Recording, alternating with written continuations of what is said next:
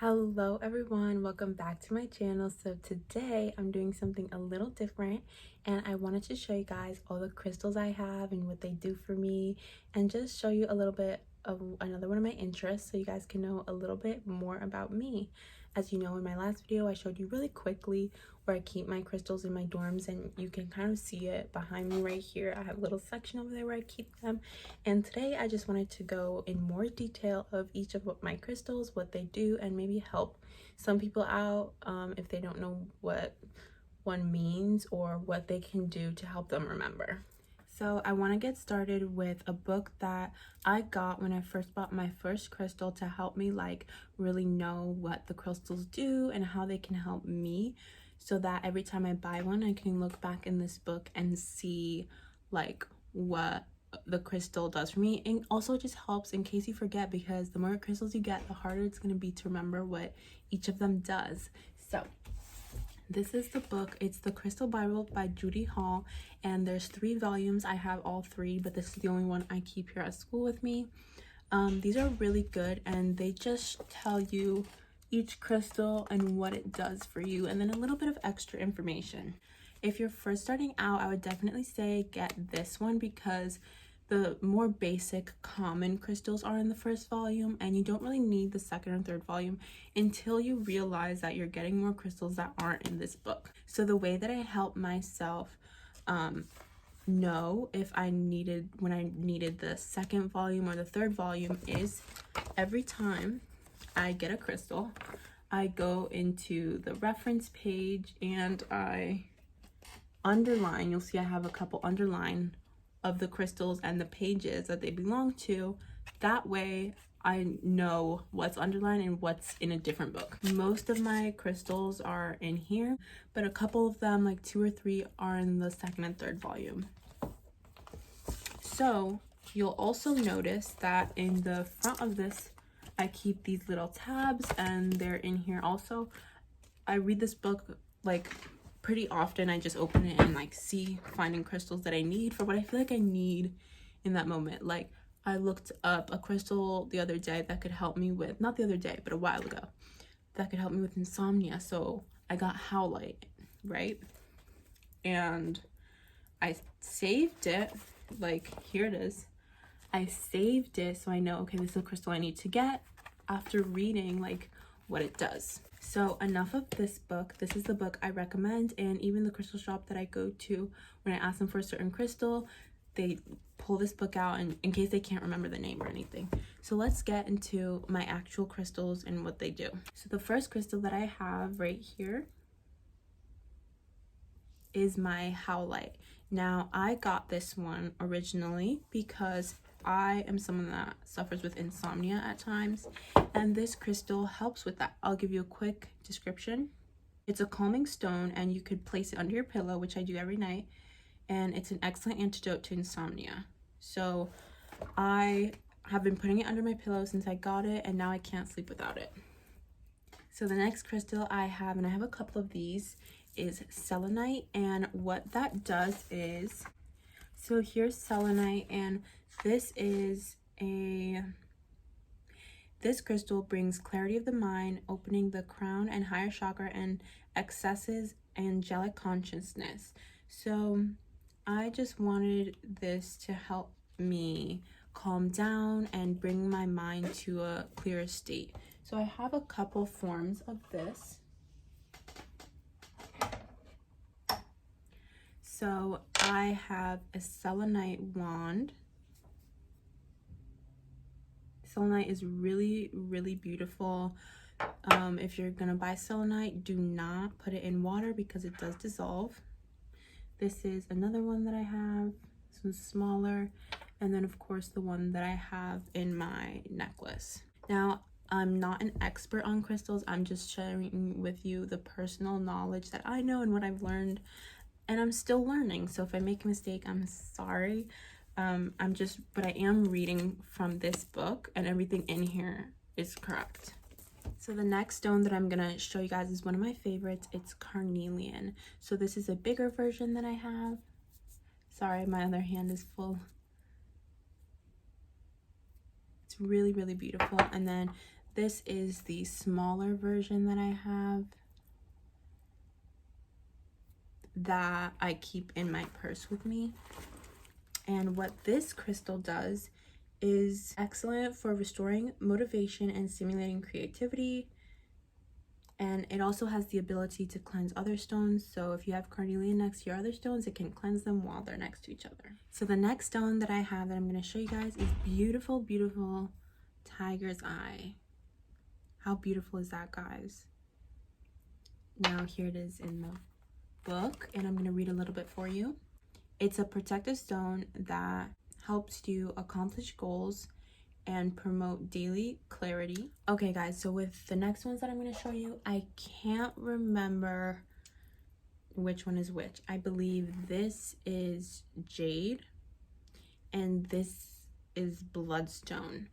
Let me look in this book really quick. You see how I like need it? Yes. So I think that this one here is Jade, and you see it has kind of like a two-toned, really beautiful green color to it. And what Jade is good for is it is a symbol of purity and serenity, and it signifies with wisdom gathered in tranquility. It increases love and nurturing, and it is also protective stones. So that one is really good. I really like it. Now, a lot of times when I go to my crystal shop to look for new crystals, sometimes I'm going there for a specific one. And sometimes when I go there, I'm just seeing what calls out to me. When I'm in the crystal shop, I sometimes grab one and I feel like I need it because of the energy that it's giving to me. And then when I go home, then I read what it's about. And usually when that happens, I'm like, oh, I did need this. Or sometimes I read the card that it comes with, like on top of the crystals in the crystal shop, and I just see, that's a good one, and I get one. So this next one is one that I actually like. I wanted this one. So this is Bloodstone. You see it's green as well, but in a very different way than the Jade.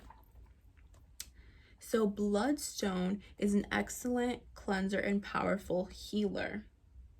It banishes evil and negativity and to direct spiritual energies. So it really just like blocks the negative energy that you have in your life, and that's why I wanted that one. So the next one that I have here is really, really gorgeous. This is my Smoky Quartz. Obviously you can tell why it's called that. Let me kind of go like this. It is really, really beautiful. I just love the way this looks so much, and you can see all of the crystallization in the inside, and the way it's just shaped is so unique and so beautiful. So Smoky Quartz is also a protective stone, and it promotes concern for the environment and ecological solutions, and it is a great antidote for stress. So if you ever feel stressed, this is a good crystal to have. So the next one I have is Onyx, and this one in specific is green onyx. It really looks like a honeydew to me. I think it's really beautiful, and just the shape I really enjoy. This is one of my favorites look wise. So this one, it provides support in difficult or confusing circumstances. It acts as guidance, and it helps you with past trauma that you may have. Now, the next one that I have is really funny. This one was gifted to me by my roommate, and we just have a whole inside joke with it. So this is shungite, and I don't have it. So yes, this is one of those that's not in this volume of this book because it's like a rare, harder to find crystal. But I do have a card that explains what it is. So shungite healing stones help with detoxifying and purifying your body by absorbing and eliminating any negative energies or anything that is health hazardous to the body. They infuse aura with light, allowing only positive energies to reach your body. So it's a really good positive stone to have. And it's also a little inside joke that I have with my roommate. So I really appreciated when she got that for me. The next one that I have, I don't know if I'm pronouncing this correctly. It's called Trisocola.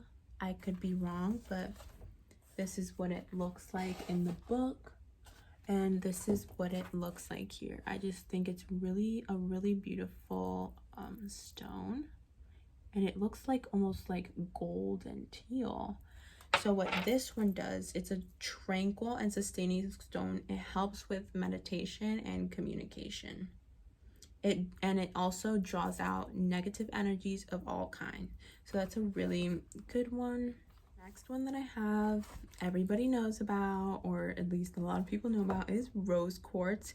Now this one, honestly, I am not sure if it's real because it was gifted to me, and like I'm just not sure. I believe that it is, but even if it isn't, it's really pretty, and I can always get a real one from my crystal shop. So this is what it looks like. And rose quartz is the love stone. Everybody knows that.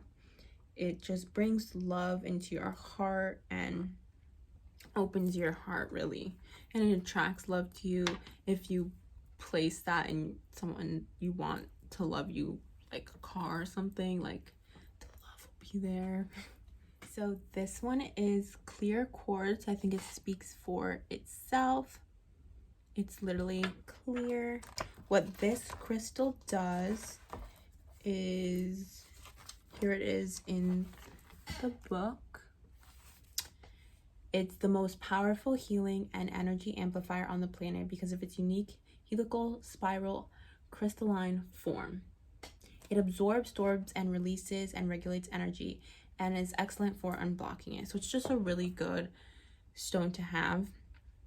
At the end, after I go over all of them, I'll tell you guys what I believe, my personal beliefs, what are the good basic stones to start off with. So the next one I have is another one that isn't in this first volume. I believe it's in the second one. This one is pyrite, and it's really beautiful. This stone is often mistaken with gold, and you can see why. I just was very attracted to this when I saw it in the crystal store, so I had to get it. And what this one is good, it helps you remember things when you need them. So if you're taking a test, you could put this on your desk and it'll help you remember the information that you need during that time. It also brings you good fortune. So does Jade. So those are good. This one like brings you money, I think. Again, I don't have that book, but I'm going off of memory. So this next one that I have is one of the first ones that I got, is Ametrine. It's very mistaken for amethyst because sometimes it's hard to tell.